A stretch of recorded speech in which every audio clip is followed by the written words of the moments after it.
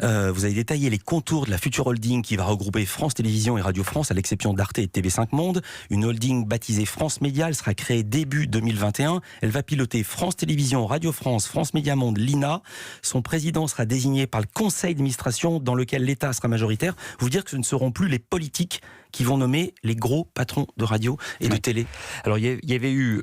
Parce qu'on a toujours dit ça. Ça fait des années qu'on dit que c'est indépendant et ça ne l'est jamais. Chaque nouvelle réforme vient contredire la précédente qui nous disait que c'était indépendant. Bon, d'abord, ça l'était, c'est-à-dire que les rédactions ne sont pas influencées par les décisions politiques. Bien sûr, je parlais des grands patrons. Voilà. Bon, et les grands patrons étaient nommés soit par le président de la République directement, soit par le CSA, c'est-à-dire le régulateur, c'est-à-dire l'arbitre du secteur. Vous conviendrez avec moi que c'est un peu compliqué que l'arbitre d'un secteur soit aussi un acteur majeur du secteur qu'il arbitre, en ayant la possibilité de nommer les présidents des grandes entreprises d'audiovisuel public. Donc là, on va devoir mettre en place un système qu'on retrouve dans d'autres pays.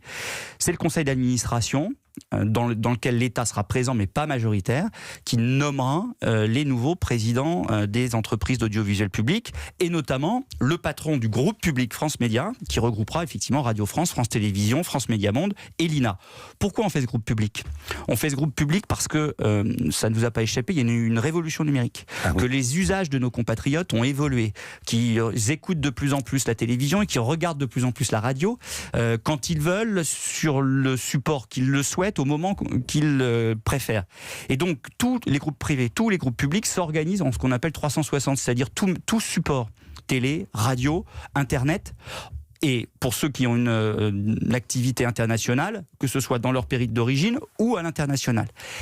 Et donc, c'est ce qu'on fait avec ce groupe public. On donne les moyens, finalement, à l'audiovisuel public de permettre de s'adapter à la révolution des usages de nos compatriotes pour que les missions de service public, qui sont celles de l'audiovisuel public, qui sont importantes en matière d'éducation, en matière d'information, en matière d'accès à la culture, en matière de contenu de proximité, de rayonnement international, de cohésion sociale et nationale, puissent être mieux exercées et toucher davantage nos compatriotes. Et donc, finalement, qu'on différencie mieux l'offre privée de l'offre publique et que, par rapport à cette redevance qui est payée par nos compatriotes, ils puissent avoir un service public encore de meilleure qualité qu'aujourd'hui.